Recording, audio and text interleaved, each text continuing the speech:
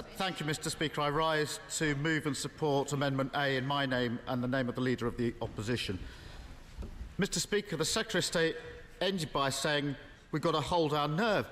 He was all over the place this morning, all over the place on all of the important issues. Mr. Speaker, it's obvious what the Prime Minister is up to. She's pretending to make progress while running down the clock. A non-update every other week to buy another 2 weeks of process, inching ever closer to the 29th of March deadline in 43 days. We should not be fooled. Look at the history in recent months and set it against the exchanges this morning. The Prime Minister pulled the meaningful vote on the 10th of December, promising to seek further reassurances on the backstop. She feared significant defeat, and it was obvious that the backstop was the problem way back then, as it had been through the autumn. That was 66 days ago. It was then 109 days till the 29th of March. And I will in a minute. And she returned with nothing. With nothing. Warm words in the margins of the EU summit in December, and a letter coupled with a statement about Northern Ireland that simply repeated already existing commitments. That's what she came back with. The meaningful vote was then put on the 15th of January and lost heavily. That evening, the Prime Minister stood at that dispatch box and promised to explore ideas with the European Union following cross-party talks on how to proceed. That was 30 days ago. And then 75 days until the 29th of March. I will in just a minute.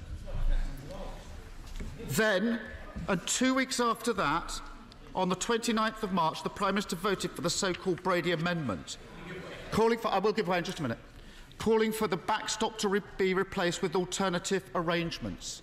Extraordinary. A Prime Minister voting to support her own deal only on condition that it's changed.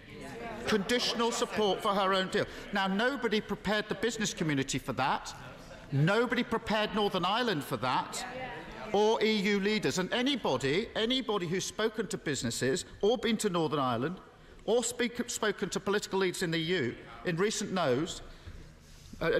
days knows that by three-line whipping her own MPs to vote against the deal she negotiated, the Prime Minister has lost a good deal of trust in the process. I will give way. I thank the right honourable gentleman to give him way. Can he not understand the nonsense of his own argument, suggesting on the one hand the Prime Minister is trying to run down the clock, and then listing the various occasions where she has attempted to stop the clock, get a deal and exit the European Union?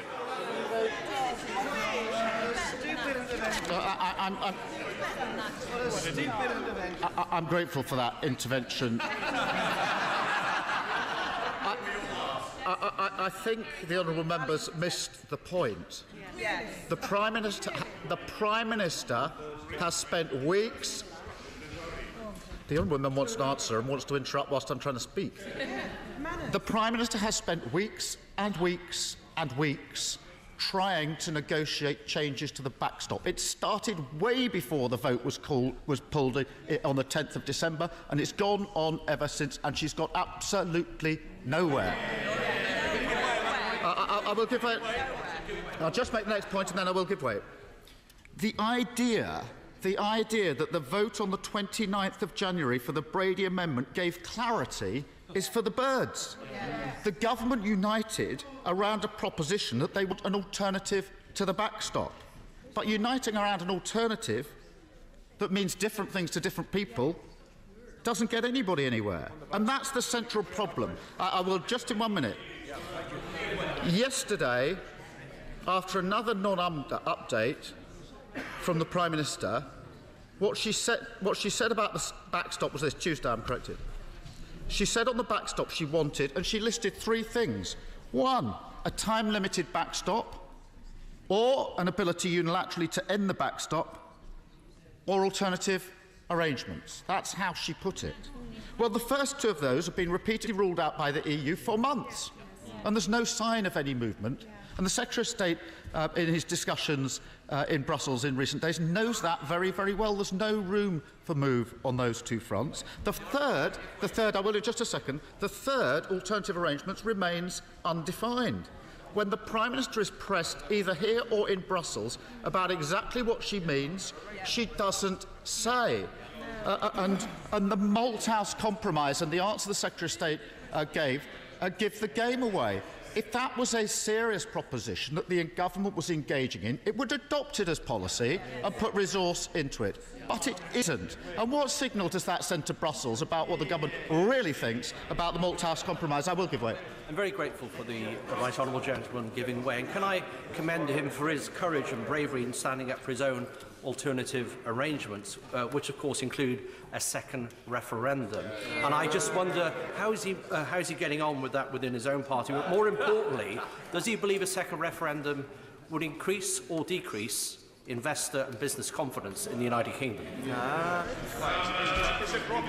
Well, I'm happy for the concern. I'm getting on fine.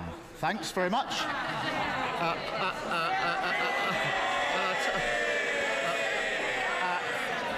And I'll tell you, I'll tell you the one thing.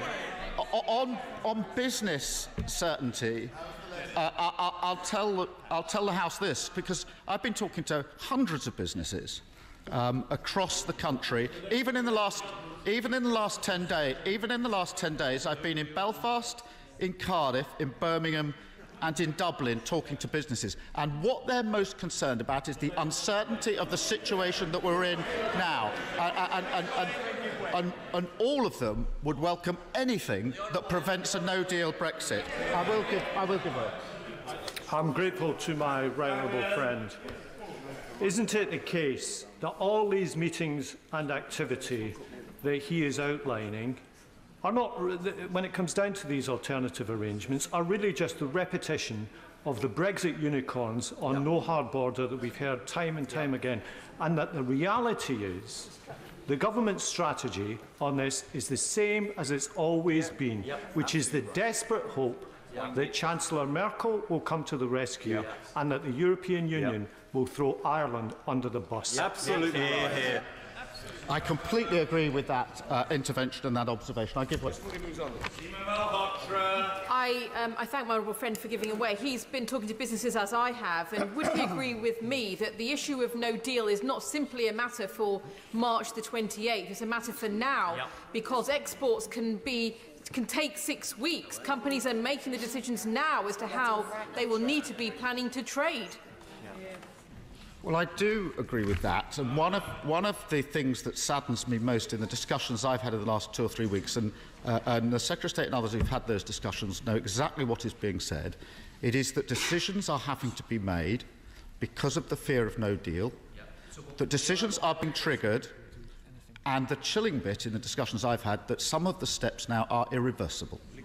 And it's the first time we've got to that point. I promised I'd give way anyway. I'm very grateful, my gentleman, for giving on. Isn't the thing that this House has got to understand that the backstop is there in case the Malthouse Compromise turns into the Malthouse fantasy, if all the technologies are technological fantasies, that Europe cannot give up on the backstop because of all the wishy-washy promises from the UK government. They have to stick with it, and they just don't understand that.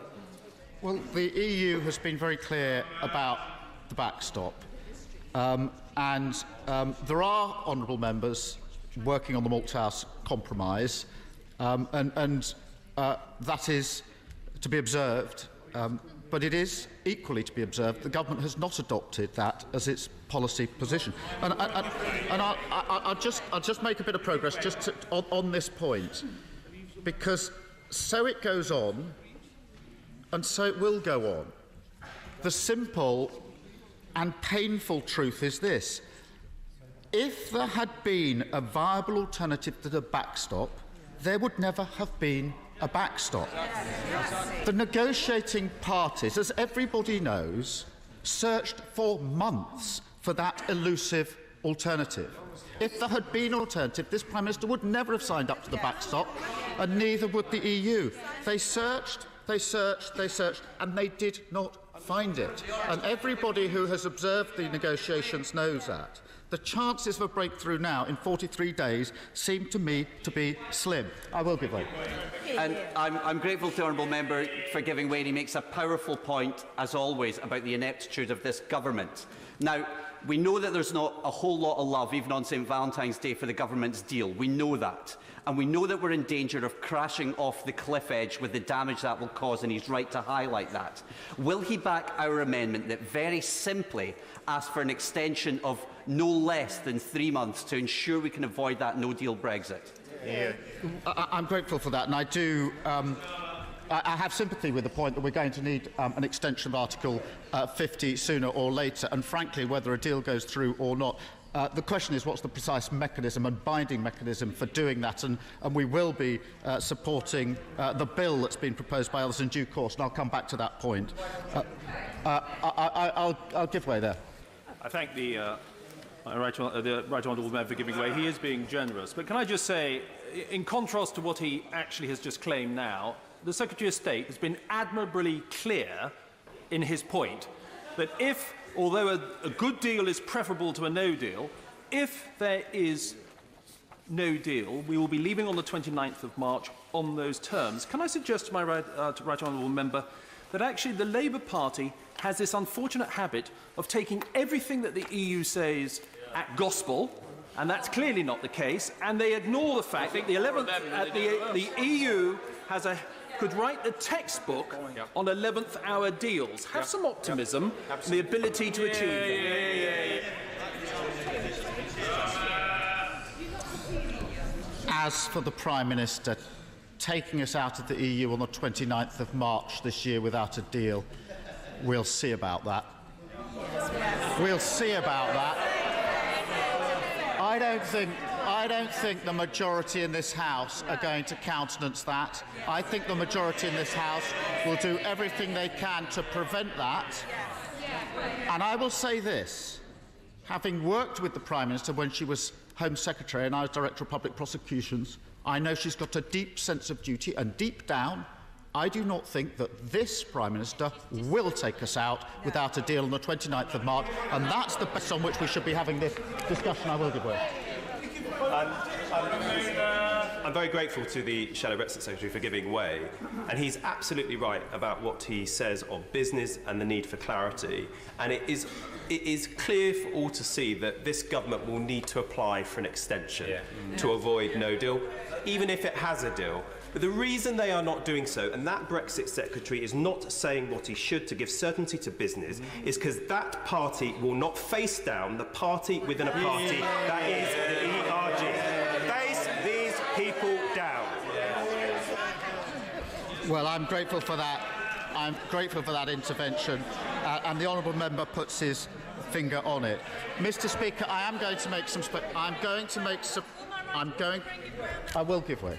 I thank my right honourable friend for giving way on that point. And is he not as astonished as I am that we have a Prime Minister and a government that are willing to play this kind of reckless gamble with the future prosperity of our country just to keep their rotten party together? Well, it is a gamble. It is a gamble. I'm going to make some progress. I've taken a lot of interventions, and I'll take some more in a minute. I will give way later, yeah. The simple point I was making is this, and I stand by it. Both sides of the negotiation have been searching for this alternative for most of the negotiations, and certainly since the Phase 1 agreement was signed off December a year ago. They've been searching for the alternative, and they haven't found it. If they had, we wouldn't have a backstop. And the likelihood of them finding it in the next few weeks seems very slim to me. And even if they do, the chances then of the deal getting through and everything that has to follow by the 29th of March is even slimmer. There is so much legislation that needs to go through, so many statutory instruments. And that exposes, Mr. Speaker, and this has come out through the comments across the House, that exposes what is really going on.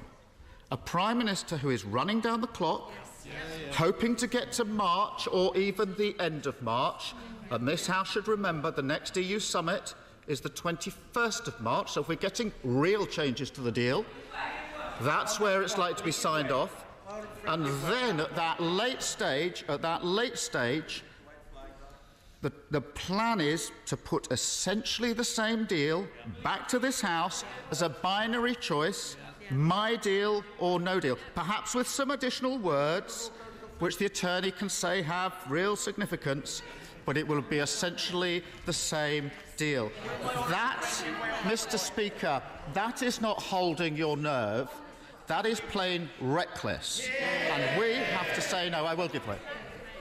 I'm most grateful to the Right Honourable Gentleman giving way. He is indeed being extraordinarily generous today. No self-respecting businesswoman or businessman would walk into a deal for negotiations and take no deal off the table.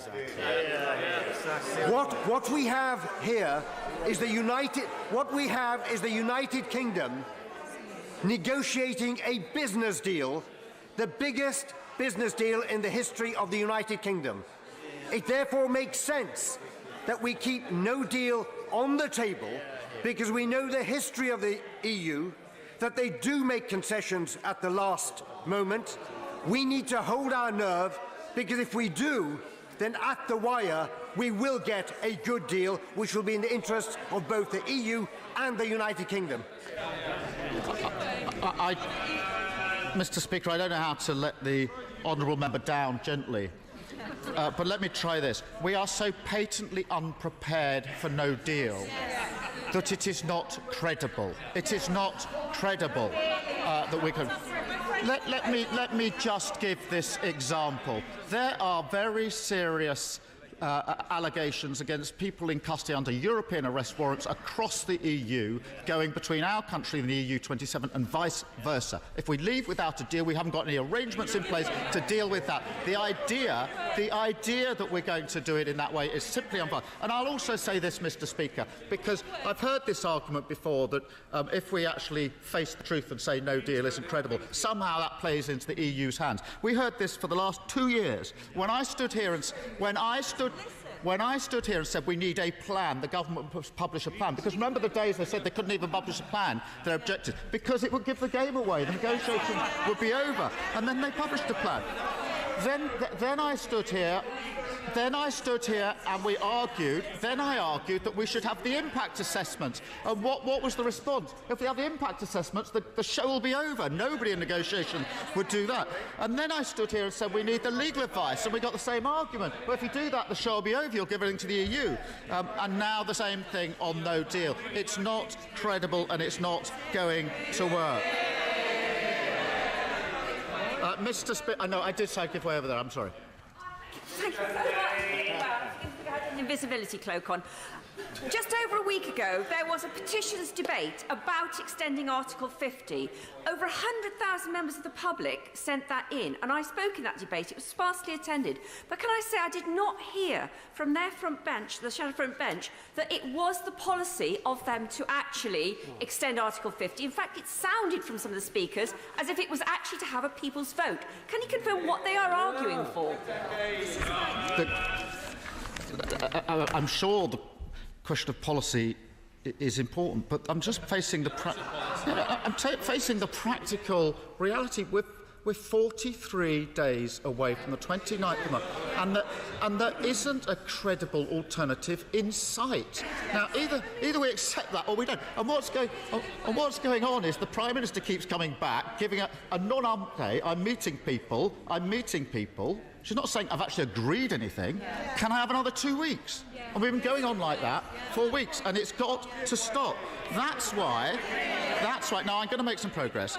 That's why Labour's amendment today is intended to put a hard stop to running down the clock. It says that on the 27th of February, the government must put a deal to the House for its approval or bring an amendable motion so the House can take control of what happens next. And it's essential that we do so.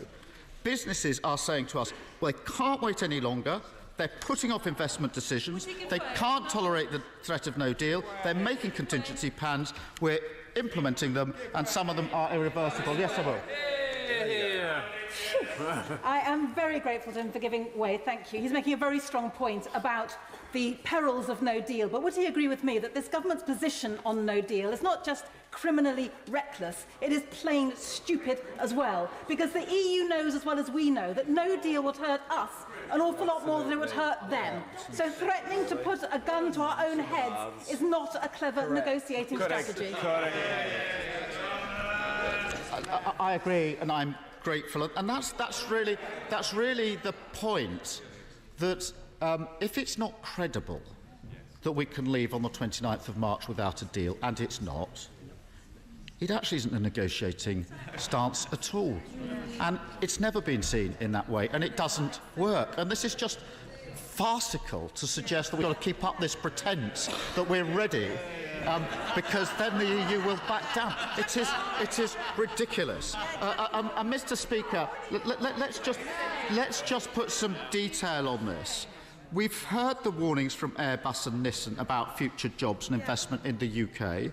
And yesterday from Ford, another huge UK employer, who said that no deal, and their words, would be catastrophic for the UK auto industry and Ford's manufacturing operations in this country.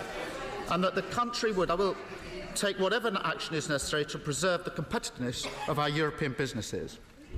The Right Honourable Gentleman is right to say that business wants certainty, and he's made big play of that.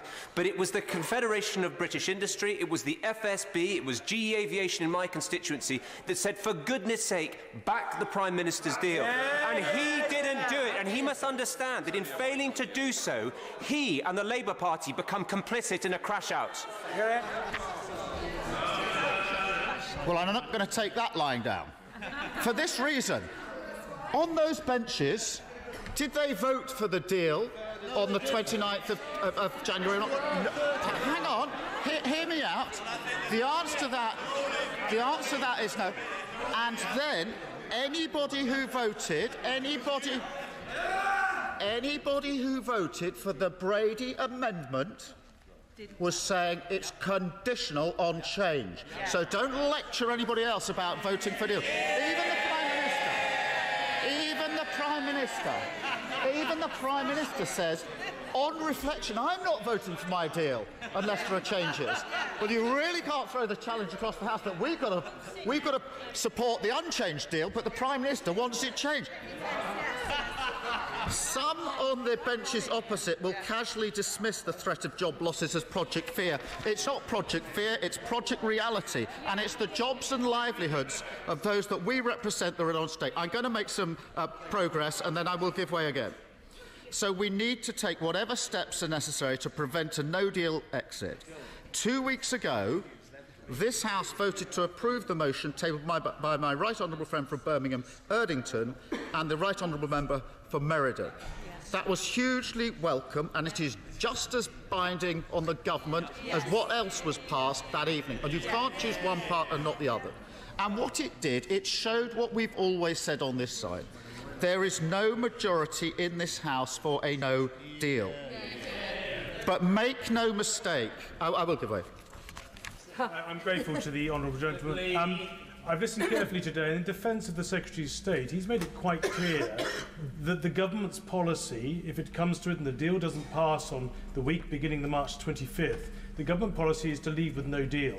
Yeah. Is he clear in his mind what his party's position will be in the same circumstance?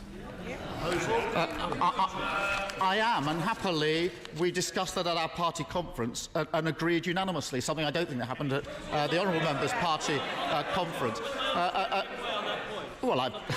The honourable member knows very well what it is. It is to vote on the deal. If the deal doesn't go through, to call for a general election. If that doesn't happen, two options, a close economic relationship and a public vote. And that was the position that we took. And we committed, to complete on this, we committed at our party conference to ensure that we take whatever steps are necessary to avoid a no-deal exit. And we will do so. I will give way. Excuse me, I have a bit of a head cold. It's because of the amount of white flags being flown. It would give anyone a head cold. But can the Shadow Secretary confirm?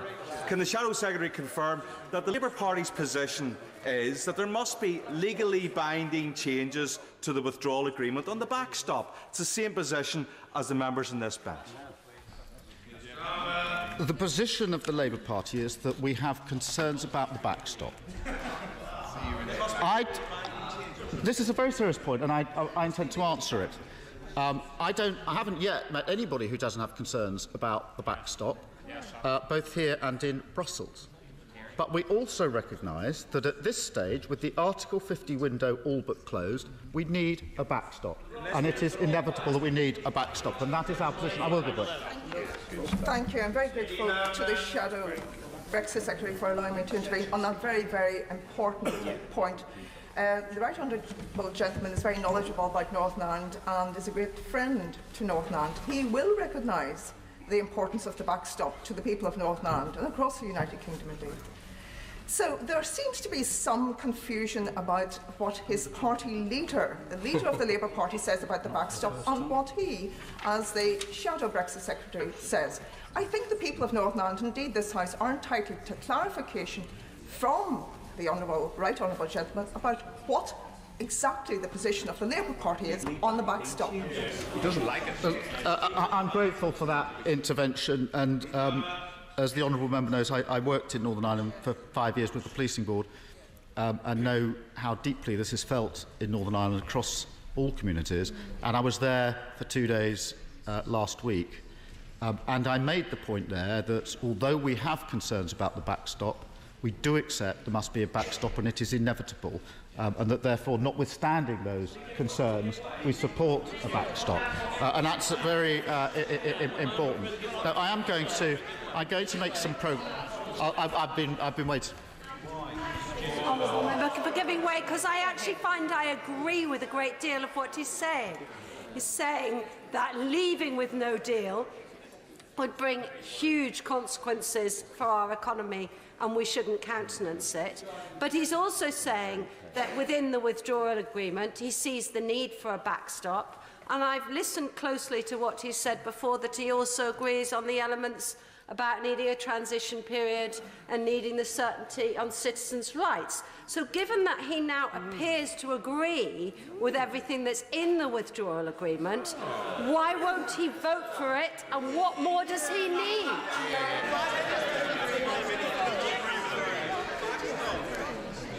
I'm not sure the honourable member carefully read the proposition we were voting for in the meaningful vote. It was the withdrawal agreement and a political declaration taken together, and the statute requires them to be taken together, because you can't read the withdrawal agreement without reference to the political declaration, and vice versa. What I've said about the backstop is important, and it's important I say it for the whole of the United Kingdom, but particularly for people in Northern Ireland, and I stand by it. But, Mr. Speaker, no, I will give way. I thank the Shadow Secretary of State for giving way. Is he able to clarify in plain English at what point the Leader of the Opposition will unequivocally back a people's vote? The policy we've adopted is clear about what the options are, and what we're trying to do today is to put a hard stop to the running down of the clock. That will enable options to be considered in due course. I hope that will happen, and when they are considered, we will take our position and we'll see where the majority is in the House. Now, I'm going to make some. Will he give way? I will give way. Sorry, Chris, I will not. I'm grateful for giving way. The backstop is obviously taking up a lot of the discussion here today because it is incredibly important. Can I remind my honourable friend that in the debates leading up to the meaningful vote, concerns about trade were mentioned 3 times more than the backstop? Can I encourage him to move on now from the backstop and talk about all the other problems that people across this House have with this deal? Well, I'm grateful for that intervention, because one of the central problems in all of this is that the political declaration is 26 pages long.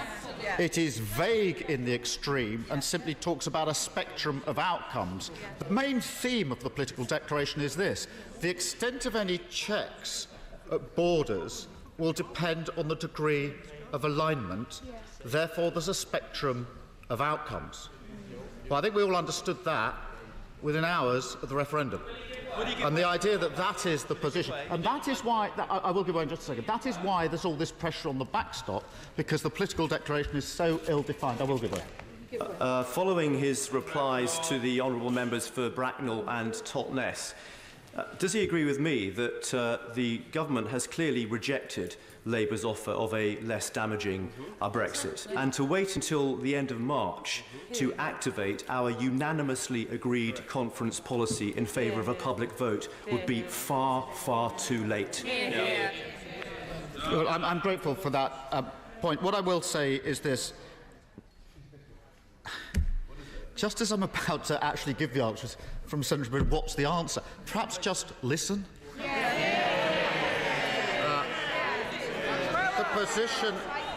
The position is this. As the House knows, we set out the position of the Labour Party in a letter to the Prime Minister in clear terms, setting out what a close economic relationship would look like.